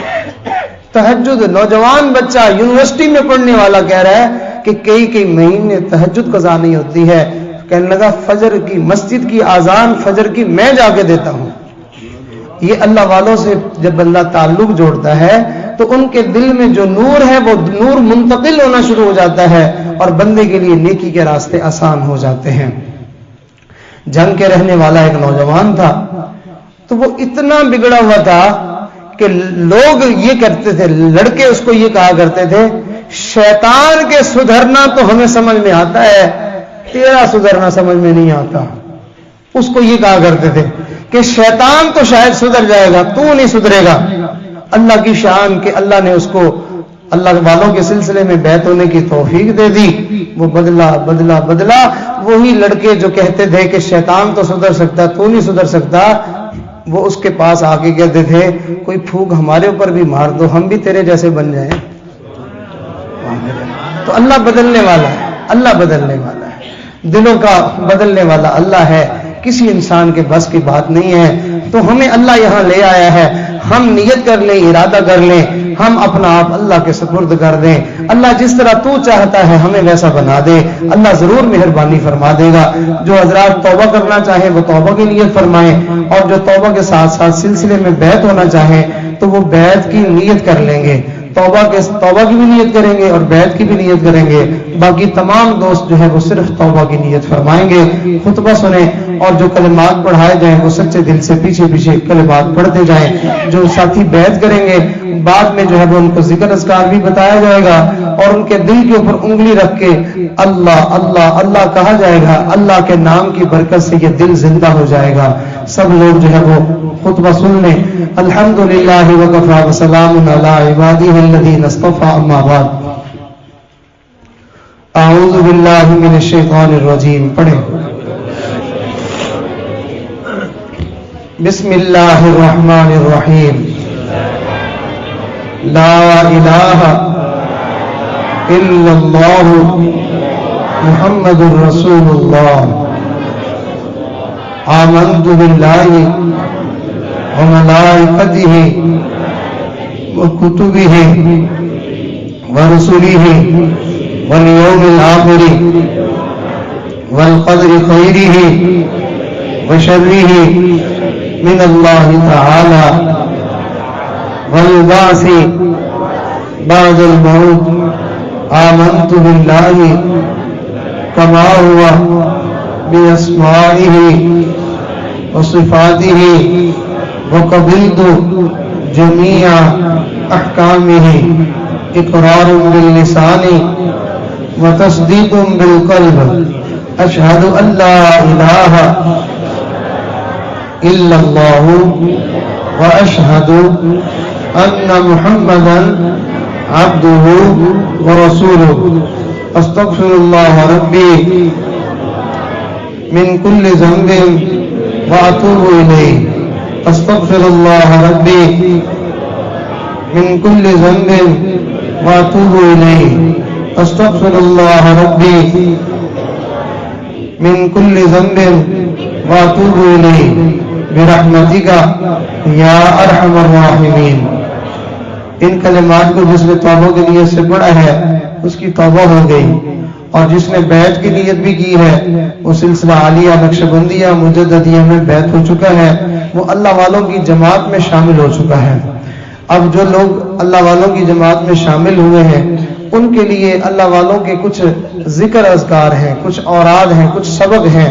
اگر وہ پابندی کے ساتھ ان کو کریں گے اللہ تعالیٰ ان کو اپنی خاص رحمت عطا فرمائیں گے، اللہ رحمت بھی دیں گے، برکت بھی دیں گے، اور اللہ تعالیٰ ان کو اپنے نیک بندوں میں شامل ہونے کی سعادت بھی نصیب فرمائیں گے. پہلا عمل ہے استغفار، 100 دفعہ صبح 100 دفعہ شام استغفر اللہ ربی من کل ذنب واتوب الیہ. روزانہ صبح بھی پڑھیں، شام کو بھی پڑھیں. دوسرا عمل درود شریف، ایک تسبیح صبح ایک تسبیح شام، اللہم صلی علی سیدنا محمد وعلی آل سیدنا محمد مبارک وسلم. تیسرا عمل ہے، اور درود شریف پڑھنے والے کے لیے یہ بشارت اور خوشخبری ہے کہ جو بندہ درود شریف پڑھتا ہے تو نبی علیہ السلام کو اس کا بھی اور اس کے والد کا نام بتایا جاتا ہے کہ فلانے بندے نے یہ درود کا تحفہ آپ کے لیے بھیجا ہے. علماء نے لکھا ہے اللہ کے نبی اس بندے کے لیے دعا فرماتے ہیں. جس کے لیے اللہ کے نبی دعا کریں گے وہ بھی نیک نہیں بنے گا، اس کے بھی معاملات درست نہیں ہوں گے تو پھر کس کے ہوں گے؟ تو آپ درود شریف کا اہتمام کریں. اللہم صلی علی سیدنا محمد، ایک دفعہ پڑھ لیں سارے، اللہم صلی علی سیدنا محمد وعلی آل سیدنا محمد مبارک وسلم. اگر کسی دوست کو یہ یاد نہ ہو تو وہ یاد کر لے، لیکن جب تک یاد نہیں ہے تب تک یہ درود شریف پڑھتا رہے، صلی اللہ علیہ وسلم صلی اللہ علیہ وسلم. یہ پڑھ لے، چھوٹا سا ہے، آسان سا ہے، صلی اللہ علیہ وسلم. اگلا عمل ہے صبح اور شام 15-20 منٹ اپنے مالک کو یاد کریں، اپنے اللہ کی یاد میں 15-20 منٹ گزاریں. جو ساری نعمتیں دے رہا ہے اس کو 15-20 منٹ بیٹھ کے صبح بھی اور شام کو بھی یاد کریں. جو اللہ کو یاد کرتا ہے اللہ کہتے ہیں میں اسے یاد کرتا ہوں. تو جس سے اللہ یاد کرتے ہیں پھر اللہ اس کو نعمتیں عطا فرماتے ہیں. تو اللہ کو یاد کرنے کا طریقہ بھی سمجھ لیں، آنکھیں بند کر لیں تاکہ ادھر ادھر دھیان نہ جائے. جب آپ ذکر کریں گے، ابھی تو صرف سمجھیں، جب آپ ذکر کریں گے تو آنکھیں بند کر لیں گے اور سر کو یوں تھوڑا سا جھکا لیں گے، اور اپنے سینے میں جو دل ہے یہ دھڑک رہا ہے اس کی دھڑکنوں میں آپ نیت کریں گے کہ اس میں سے مجھے آواز آ رہی ہے، کہہ رہا ہے اللہ اللہ اللہ اللہ اللہ اللہ. تو اللہ کا نام بڑی برکت والا ہے، تبارک اسم ربک، برکت والا ہے تیرے رب کا نام. تو ایک دفعہ نام لیا جائے برکت ہو جاتی ہے. جو سینکڑوں مرتبہ اپنے دل سے اللہ اللہ نام سنے گا اللہ تعالیٰ اس کے پورے وجود کو برکت والا بنا دے گا اور اس کو پوری زندگی بابرکت نصیب فرما دے گا. اور اگلا عمل ہے چلتے پھرتے اٹھتے بیٹھتے سوچوں میں خیالوں میں اللہ کو یاد کرنا اور اللہ والوں کے ساتھ اپنا تعلق مضبوط جوڑنا، پکا محبت کا دوستی کا تعلق ہو، آنا جانا ہو، اپنا حال احوال ہو، ملاقات ہو ان سے. تو اس طرح اللہ والوں سے بندہ دوستی کر لے تو سارے دوست ان اعمال کی پابندی فرمائیں گے. اب تھوڑی دیر کے لیے دل والا ذکر کر لیں، سارے دوست آنکھیں بند کر کے سر جھکا کے اپنے دل میں اللہ تعالیٰ کی یاد کو محسوس کرنے کی کوشش کریں کہ میرے دل پر اللہ کی رحمتیں آ رہی ہیں، دل کی ظلمتیں سیاہیاں دور ہو رہی ہیں، اور میرا دل اللہ کی یاد میں آواز نکال رہا ہے، میرے دل سے آواز آ رہی ہے اللہ اللہ اللہ اللہ اللہ اللہ۔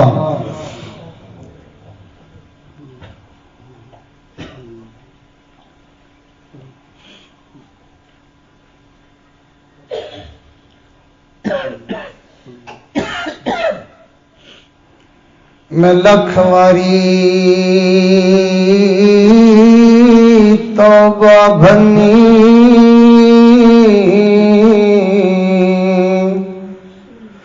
تے میں ہاں بے اعتبارا،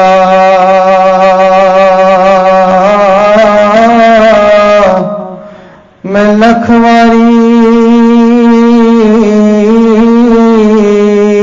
توبہ بھنی تے میں ہاں بے اعتبارا،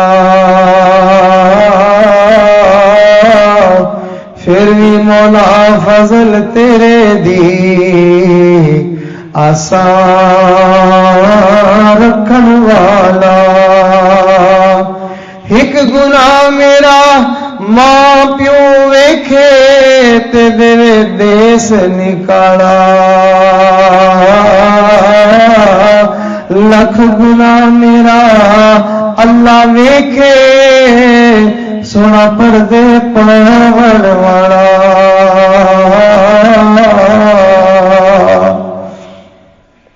دراں دی لاج تہانوں، دراں دی لاج تہانوں تے نہ کرو پرے پرے، دراں دی لاج تہانوں چاہے کھوٹے تے چاہے کھرے، غلام فریدا پلے عیب ہزارا تے کوئی مان کس تے کرے،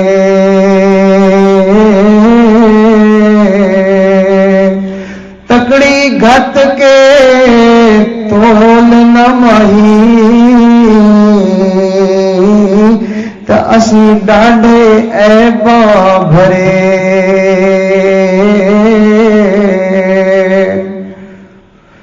اللہ اللہ اللہ اللہ۔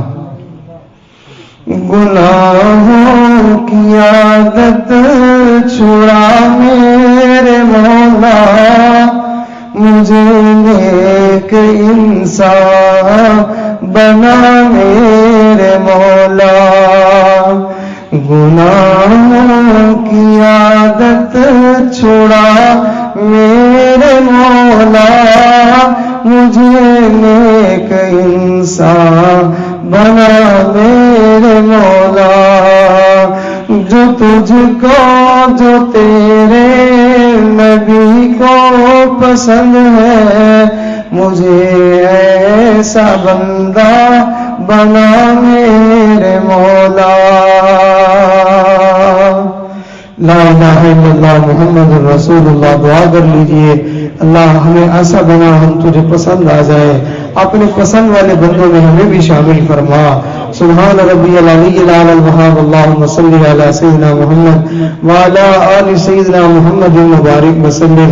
ربنا ظلمنا انفسنا وان لم تغفر لنا وترحمنا لنکونن من الخاسرین۔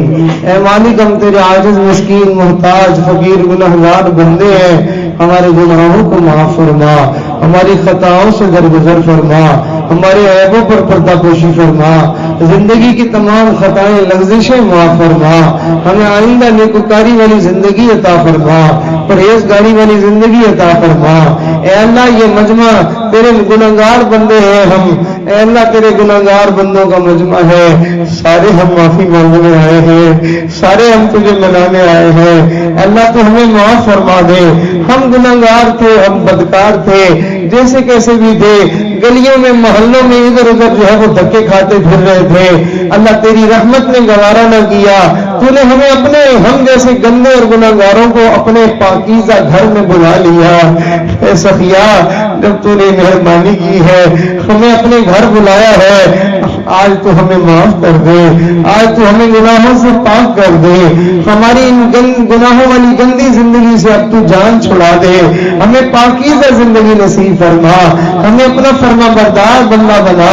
میرے مالک مہربانی فرما، اللہ رحمت کی ایک نظر فرما۔ اللہ کتنے نوجوان بچے ہیں اللہ جنہوں نے توبہ کے کلمات پڑھے ہیں، ان کے دل میں یہ خیال تھا کہ ہم نیک بن جائیں گے، اچھے بن جائیں گے، اے اللہ تو ان کی اس نیک نیتی کو قبول فرما لے۔ میرے اللہ زندگیاں بدلنے والا تو ہی ہے، حالات کو بدلنے والا تو ہی ہے، دلوں کو بدلنے والا تو ہی ہے۔ اے اللہ، اے دلوں کو بدلنے والے اللہ، ہم سب کے دلوں کو آج تو بدل دے، ہمارے دلوں کو اپنی اطاعت کی طرف پھیر دے۔ اللہم یا مقلب القلوب ثبت قلوبنا علی دینک، اللہم یا مصرف القلوب صرف قلوبنا علی طاعتک۔ اے دلوں کے اوپر تصرف کرنے والے، اے دلوں میں اختیار رکھنے والے، اے دلوں پر قدرت رکھنے والے اللہ، ہمارے دلوں کو اپنی اطاعت اور فرمانبرداری کی طرف پھیر دے۔ یا اللہ مہربانی فرما۔ اے اللہ، ہم نے تیری نافرمانی کر کے ہم نے اپنے ساتھ کوئی اچھا نہیں کیا، تو جیسے رب کو ہم نے ناراض کر لیا جو اتنا مہربان ہے، جو اتنا کریم ہے، جس نے ہماری آنکھیں بنائی، جس نے ہمارے کان بنائے، جس نے ہماری شکل و صورت بنائی، اور ہمیں جو ہے وہ آپ نے ایک بہترین انسان بنایا۔ پھر آپ ہمیں نعمتیں دیتے دیتے اللہ، کسی کو تیری نعمتیں کھاتے ہوئے 20 سال ہو گئے، کسی کو 40 سال ہو گئے، کسی کو 60 سال ہو گئے۔ اللہ تو کتنا پیارا ہے، دیے ہی جا رہا ہے۔ یا اللہ، ہم اس دینے والے رب کی جو ہے وہ ہم فرما برداری نہ کر سکے، تیرے جیسے پروردگار کے ساتھ ہم وفا نہ کر سکے، ہمارے گندے ہونے میں کیا شک ہے۔ یا اللہ، آج تو ہماری گندگیاں معاف فرما دے، ہماری نالائکیاں معاف فرما دے، ہمارے جرموں اور قصوروں کو معاف فرما دے، ہمیں اپنا تعلق نصیب فرما دے، ہمیں اپنے ساتھ جڑنا نصیب فرما دے، ہمیں تو اپنی دوستی عطا فرما، اپنے دوستوں کی دوستی عطا فرما، اپنے یاروں کی یاری نصیب فرما، اپنے نافرمانوں سے ہمیں دوری عطا فرما۔ اے کریم آقا مہربانی فرما، اللہ اس مجمع کے اوپر آج ایک پیار کی نظر ڈال دے، ایک رحمت کی نظر ڈال دے، ایک محبت کی نظر ڈال دے، ایک شفقت کی نظر ڈال دے۔ میرے مولا، تیری ایک نگاہ کی بات ہے اور ہماری زندگی کا سوال ہے، آپ کی نظر کرم پڑ جائے گی، زندگیاں بدل جائیں گی، نسلیں بدل جائیں گی۔ میرے مالک مہربانی فرما، اللہ اسی مجمع میں اللہ نوجوانوں کو اپنے دین کے لیے قبول فرما، قرآن کا حافظ بننے کے لیے قبول فرما، دین کا عالم بننے کے لیے قبول فرما، اللہ اپنی دوستی کے لیے قبول فرما۔ اللہ کتنے اس مجمع میں بوڑھے بھی ہیں، اللہ بال سفید کر لیے، دل کالے کر لیے، میرے مالک سفید بال لے کے تیری بارگاہ میں فریاد کرنے کے لیے حاضر ہے، اور تو کہتا ہے مجھے سفید بالوں سے حیا آتی ہے۔ اللہ ان سفید بالوں سے کی لاز رکھ لے، لحاظ فرما لے، اللہ رحمت کی ایک نظر فرما دے۔ اے اللہ، اس مجمع کی آج کی اس مجلس کی برکت سے اللہ ہمارے گھر کی عورتوں کی بھی مغفرت فرما دے، اللہ ہمارے گھر کے اندر جو مرد ہیں اللہ ان کی بھی مغفرت فرما دے۔ یا اللہ، ہمارے زندوں کی بھی مغفرت فرما اور ہمارے مردوں کی بھی مغفرت فرما۔ اے اللہ، مولانا عبدالقیوم صاحب اور ان کے بھائی اور ان کے والد صاحب، اللہ یہ ان حضرات نے یہاں دین کا پروگرام رکھا، یا ان کے ساتھ اور بھی جتنے ساتھی تھے، ان کے جو ہے وہ ماموں تھے، ان کے دوسرے تعلق والے، یہ مسجد کے نمازی ہیں، دوست احباب ہیں، جنہوں نے بھی آج کی اس نیک مجلس کے جو ہے وہ انعقاد کے لیے کوشش کی، محنت کی، اللہ سب کو اپنے دوستوں میں شامل فرما، سب کو بہترین جزا عطا فرما۔ اے اللہ، پورے اس علاقے میں اللہ دینداری عطا فرما، گھر گھر میں رحمتیں نازل فرما، برکتیں نازل فرما، اللہ دینی ماحول عطا فرما، مردوں عورتوں کی زندگی میں اللہ دینی جو ہے وہ زندگی عطا فرما۔ اے اللہ، اے کریم آقا، سب کے رزق میں برکت عطا فرما، سب کی فصلوں میں برکت عطا فرما، مال مویشی میں برکت عطا فرما، کاروبار میں برکت عطا فرما، اللہ ہماری دنیا بھی اچھی فرما اور ہماری آخرت بھی اچھی فرما۔ میرے مولا میں کسی کا محتاج نہ فرما، ہمیں محتاج نہ فرما کسی کا، اللہ اپنے خزانے سے عطا فرما، اللہ اپنے خزانے سے عطا فرما اور ہمیں غنی بنا۔ اے کریم پروردگار مہربانی فرما، اپنے دین کی خدمت کے لیے ساری دنیا کی دولتیں ہمیں نصیب فرما۔ اللہ ہمیں اپنی نافرمانی کے لیے، اللہ اپنی نافرمانی کے لیے ہمیں ایک لقمہ بھی نہ دینا۔ یا اللہ مہربانی فرما دیجئے، رحمت کی ایک نظر فرما دیجئے، بیماروں کو شفا عطا فرما، قرض داروں کو قرضوں سے نجات نصیب فرما، تنگ دستوں کی تنگیاں دور فرما، بے روزگاروں کو اچھے روزگار عطا فرما، بے گھروں کو اپنے گھر عطا فرما، بے اولادوں کو نیک اولاد عطا فرما، جو بچے بچیاں جوانی کی عمر میں، نکاح کی عمر میں پہنچ گئے ہیں، اللہ ان کے لیے اچھے اور مناسب رشتوں کا انتظام فرما اور ان کو گناہوں سے پاک زندگی نصیب فرما۔ اے اللہ معصیت سے خالی زندگی نصیب فرما، ہماری ان دعاؤں کو قبول فرما۔ اے اللہ جو مانگا وہ بھی عطا فرما، نہیں مانگا وہ بھی عطا فرما۔ ہمارے گھر کے بچے عورتیں ہمیں انہوں نے پیغام دیا کہ ہمیں بھی دعاؤں میں یاد رکھنا۔ اللہ ہم سب کے گھر کے لوگوں کو ہماری ان دعاؤں میں شامل فرما، بہن بھائیوں کو ہماری ان دعاؤں میں شامل فرما۔ اللہ ہمارے والدین اور ہمارے رشتہ داروں کو ان دعاؤں میں شامل فرما، ہمارے اساتذہ اور ہمارے مشائخ کو ان دعاؤں میں شامل فرما۔ اللہ اپنے نبی کی پوری امت کو ہماری ان دعاؤں میں شامل فرما۔ مجلس میں خصوصاً جو علماء کرام حفاظ اور قرہ تیرے نیک بندے تشریف لائے ہیں، اللہ ان حضرات کو خصوصیت سے بہترین اجر اور بہترین بدلہ عطا فرما۔ انہوں نے آگے ہمیں جو ہے وہ تسلی دی، ان کی وجہ سے مجلس میں رونق ہوئی، برکت ہوئی۔ اے اللہ ان کے اوپر خصوصی رحمتیں اور برکتیں عطا فرما، خصوصی ان کو انعامات عطا فرما، پورے علاقے کے اوپر رحمتیں نازل فرما، بچے بچے کو اللہ اپنے دین کی طرف متوجہ فرما، ہماری ان دعاؤں کو قبول فرما۔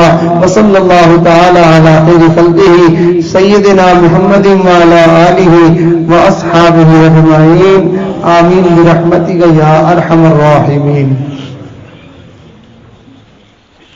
جو دو بیت ہوئے حضرت جی سے بیت کا تعلق قائم کیا وہ تشریف لیے۔